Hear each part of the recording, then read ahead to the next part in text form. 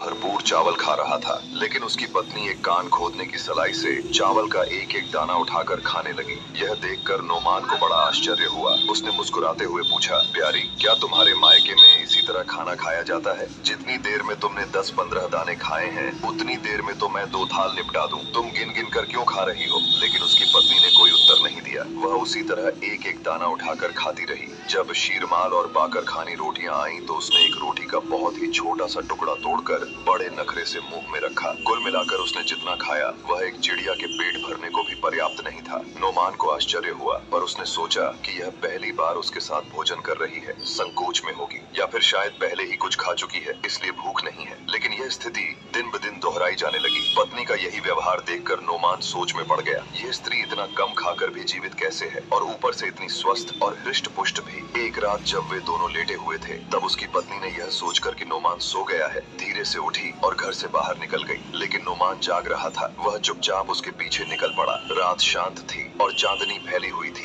जिससे उसका पीछा करना सरल हो गया। वह कब्रिस्तान की ओर जा रही थी। नोमान चुपचाप एक पेड़ की आड़ में खड़ा होकर देखने लगा। उसने देखा कि एक महाभयानक दानव बड़ी सी तलवार लेकर आ रहा है। उसकी पत्नी उस भयंकर जंगली नरभक्षी के पास बैठ गई और उससे प्रसन्नता पूर्वक बातें करने लगी। नोमान के पैरों तले जमीन खिसक गई। वह समझ गया कि उसकी पत्नी साधारण इंसान नहीं, बल्कि उसी नरभक्षी जाति की है। थोड़ी ही देर में दोनों ने मिलकर पास की एक ताजा बनी कब्र खोदी, उसमें से लाश निकाली और उसे काट काट कर खाने लगे। नोमान यह देखकर स्तब्ध रह गया। उसकी रूह कांप उठी। जब वे दोनों पूरी लाश का मांस खा चुके, तो प्रेम पूर्वक बातें करने लगे। नोमान उन दोनों को वहीं छोड़कर घर आ गया और दरवाजा खुला छोड़कर पलंग पर जा लेटा। कुछ देर में उसकी पत्नी आई। उसने अंदर के कमरे में जाकर वस्त्र बदले और सावधानी से पलंग पर लेट गई। नोमान को ऐसी मुर्दाखोर स्त्री के साथ सोने में बड़ी घृणा उत्पन्न हुई और वह उससे बचकर ही लेटा रहा। सुबह वह सोचने लगा कि किस प्रकार अपनी स्त्री की यह गंदी आदत छुड़ाऊं। दोपहर के भोजन के समय उसने पुराना क्रम जारी देखा, यानी वह एक एक दाना उठाकर खाने लगी। नोमान ने कहा, रानी, अगर तुम्हें कोई विशेष वस्तु पसंद हो तो मंगवा लो। यहाँ तो रसोई में सब कुछ है। मैं तुमसे पूछना चाहता हूँ कि क्या दुनिया में मुर्दे के मांस से, जिसे तुम स्वाद से खाया करती हो, अधिक स्वादिष्ट भोजन कोई नहीं है? उसकी बात पूरी भी नहीं हुई थी कि वह समझ गई कि उसने उसका शव भक्षण का भेद जान लिया है। क्रोध के मारे उसका चेहरा लाल हो गया। उसकी आंखें उभर आईं। उसने दांत पीसते हुए कहा, नीच, दुष्ट, तूने छुपकर मेरा रहस्य जान लिया, लेकिन अब तू इस योग्य नहीं रहेगा कि किसी से वह भेद कह सके।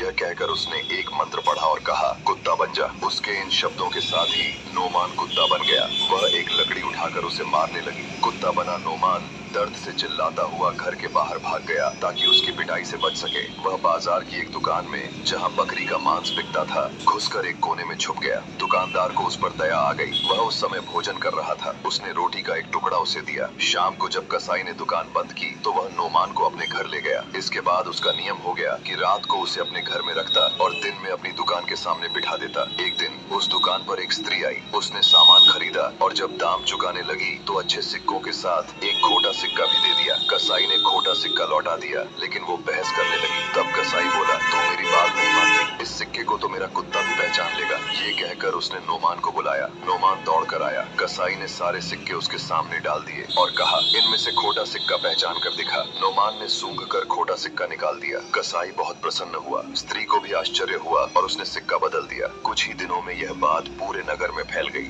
कि कसाई के पास एक ऐसा कुत्ता है जो खरे खोटे सिक्कों की पहचान कर सकता है। अब लोग सिक्के परखवाने आने लगे। एक दिन एक औरत आई। उसने चुपचाप नोमान को देखा और फिर न जाने क्या सोचकर उसे अपने घर ले गई। वहाँ घर के अंदर एक नवयौवना स्त्री बैठी थी, जो जादू विद्या में पारंगत मानी जाती थी। उस स्त्री ने उस सुंदरी से कहा, यही वो कुत्ता है जिसकी चर्चा नगर भर में है। मुझे लगता है यह कोई आम जानवर नहीं, बल्कि कोई इंसान है, जिसे जादू से ऐसा बना दिया गया है। बेटी, तुम देखो, क्या मेरा शक सही है? नवयौवना ने ध्यान से नोमान को देखा और बोली, अम्मा, तुम बिल्कुल सही हो, इसे जादू से कुत्ता बनाया गया है। यह कहकर वह एक कमरे में गई और थोड़ी देर बाद एक जल से भरा बर्तन लेकर लौटी। उसने वो जल नोमान पर छिड़का और बोली, अगर तू जादू से कुत्ता बना है, तो फिर से इंसान बन जा। इतना कहते ही नोमान फिर से इंसान बन गया। नोमान भाव विभोर हो गया। उसने सुंदरी के चरणों में गिरकर कहा, आपने जो उपकार किया है, मैं जीवन भर उसका ऋणी रहूंगा। फिर उसने उसे पूरा वृत्तांत बताया, कैसे उसकी पत्नी, जो दिखने में एक स्त्री थी, असल में एक राक्षसी निकली, और कैसे उसने उसे जादू से कुत्ता बना दिया। सुंदरी बोली, मैं तुम्हारी पत्नी को पहले से जानती हूँ। हम दोनों एक ही जादू शिक्षिका की शिष्याएं थीं। कभी वह मेरी सखी थी, लेकिन जब उसकी दुष्टता सामने आई, मैंने उससे दूरी बना ली। उसने कहा, तुम्हारी पत्नी ने जो पाप किया है उसका दंड उसे अवश्य मिलेगा। तुम यहीं रुको, मैं अभी आती हूँ। यह कहकर वह भीतर चली गई और कुछ देर बाद एक बोतल लेकर लौटी। उसने नोमान से कहा,